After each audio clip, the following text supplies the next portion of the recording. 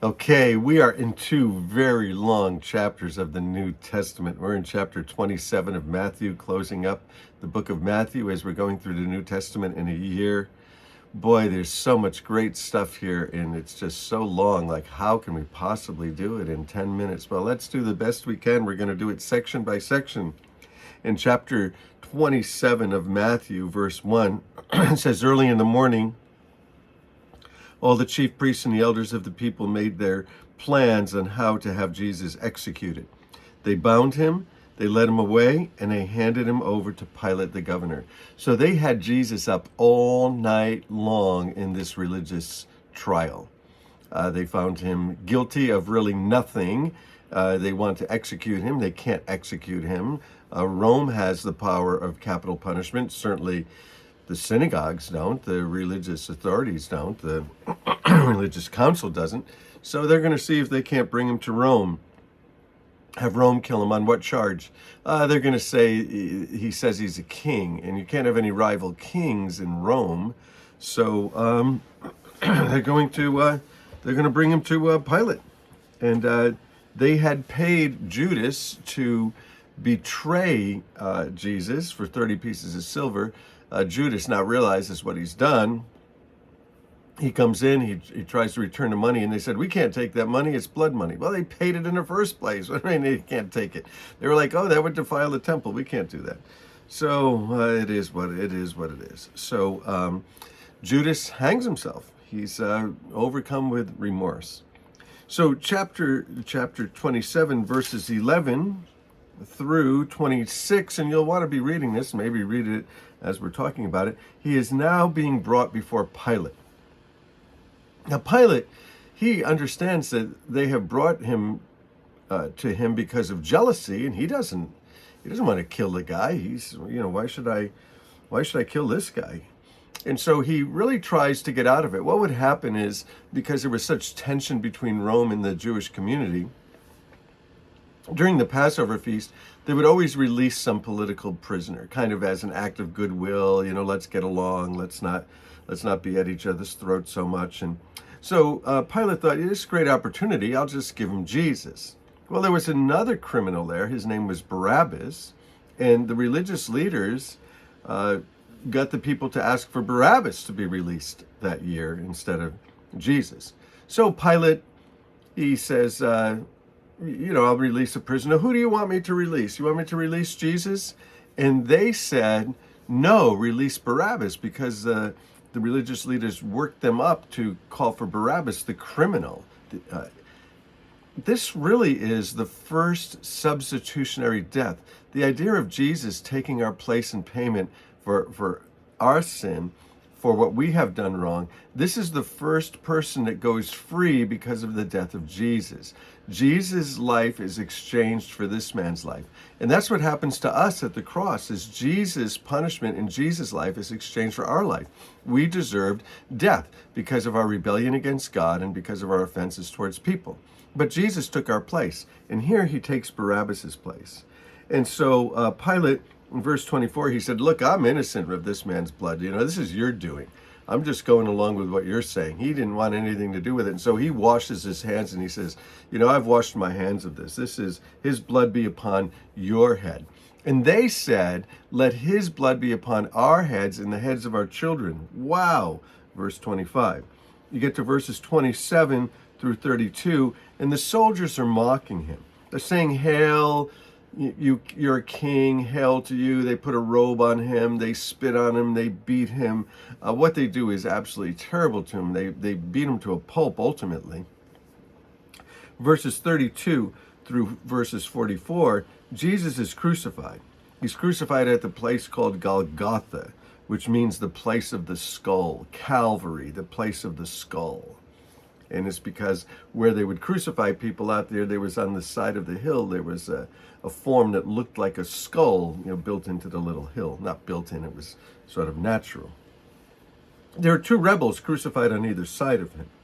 And so that's why often you'll see like three crosses. There's Jesus, and he's in the middle, and there's these thieves on each side of him, these criminals on each side of him. And one of those gets saved. he asked Jesus, remember me when you come into your kingdom. So the rebels were crucified with him, one on the right and one on the left. And then verse 45, all the way down to verse 56, what's going on there is it says that from noon until 3 in the afternoon, darkness came over the land. This is why it used to be on Good Friday, the traditional services, they would start at noon and go to 3, because they would talk about these 3 hours on the cross and the 7 last words of Jesus on the cross. And one of them is, my God, why hast thou forsaken me? Well, he's forsaken him because God's not looking at sin. He's not going to look at, Jesus is taking the sin of the world upon himself, and God's not going to look on it. God is holy. God doesn't look at unholy things. And Jesus is taking on the sin of the world. He's taking your sin and he's taking my sin. He gives up his life. In verse 50, it says, when Jesus cried out again in a loud voice, he gave up his spirit. They didn't take Jesus' life from him. He gave up his life willingly. And it says at that moment in verse 51, the temple of the curtain was torn in two from the top to the bottom, and the earth shook and the rocks split and the tombs broke open. And so what's happening here is that in the temple there was a curtain, a huge curtain, and it represented the distance between us and God, that we couldn't get past that curtain. And when Jesus dies, that curtain opens up and opens the way for us to come to God through Jesus Christ. We're reconciled to God through Jesus Christ. It says in verse 54, when the centurion and those with him who were guarding Jesus saw the earthquake and heard what happened, they were terrified, and they said, surely this is the Son of God. Now, this is so amazing because the religious leaders have rejected him, but here's the centurion declaring that he's God. You have Pilate declaring that he's innocent. You have the Roman centurion. Centurion means he had 100 soldiers underneath him. And so he's declaring that Jesus is the Son of God. Verse 57, as evening approached, there was a rich man named from Arimathea named Joseph, who himself had become a disciple of Jesus. He's really one of the ruling class, and he's breaking rank with these guys because they're all saying, let's kill Jesus. He's going to take our followers, and this guy broke rank. He went to Pilate and he asked for Jesus' body, and Pilate ordered that it be given to him. Joseph took the body, he wrapped it in a clean linen, he placed it in his own new tomb that had been cut out of a rock. You can go there today to that tomb that was cut out of a rock, where he put Jesus in there. And he rolled a big stone in front of the entrance of the tomb, and he went away. Mary Magdalene and the other Mary were there sitting opposite the tomb. So the ladies had followed him. The men had deserted him. You remember Peter's like, I don't know the guy. The other guys, they all split. And here's the ladies. The ladies are following him. Joseph of Arimathea puts him in the family tomb. He's a rich man, and it's an amazing tomb. If you go there today, you see it's the tomb of a rich man. And I like to say at this time that his family said to him, you sure you want to give the tomb to that guy? And Joseph of Arimathea said, it's just for the weekend. Jesus is going to rise from the dead. He's not going to dwell in that tomb. He's going to rise from the dead. And when we get into the next chapter, we're going to see that he's risen, just as he said. He's risen from the dead. That's the gospel. Jesus came according to the scriptures, all of the prophecies, the 300 prophecies, that he died on the cross for our sins, took our place. He was a substitute, took our place, just like he took the place of Barabbas. He was totally innocent. Pilate said he was innocent. The centurion said, this is the Son of God. The ladies are following him. Verse 62, it says, the next day, the one after the preparation day, the chief priests and the Pharisees went to Pilate, and they said, you know what, this guy is going to say that he's risen from the dead.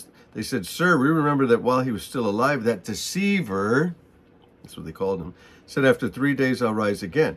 So they gave the order for the tomb to be made secure until the third day. Go make that tomb secure so that nothing can happen. Otherwise, they said, his disciples will come and steal the body and tell the people that he's been raised from the dead. The last deception will be worse than the first. So Pilate said, take a guard, go over there, make the tomb as secure as you know how.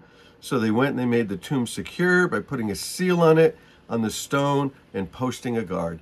So there's a Roman guard at the tomb, and they put the seal on it. Now this is probably the seal of Rome, and you don't break that seal of Rome. If you break that seal of Rome, you can be punishable by death. This is now the property of Rome. Rome is guarding this. You don't bother that tomb. So Jesus is in that tomb. He's guarded by the soldiers. The religious leaders are going to make sure that nothing happens there. And that's where we leave off in chapter 27. So read it all through, but we went through it all. And tomorrow we'll see the resurrection from the dead. So let's continue through the New Testament. We're going to finish one book of the New Testament tomorrow. Matthew 28, unless you're going out of order. But if you're going out of order, who cares? Let's just go through the New Testament. If you miss a day, just keep going. Pick up at any time, start at any time, start anywhere. Let's work our way through the New Testament in a year. Bless you guys. Love you.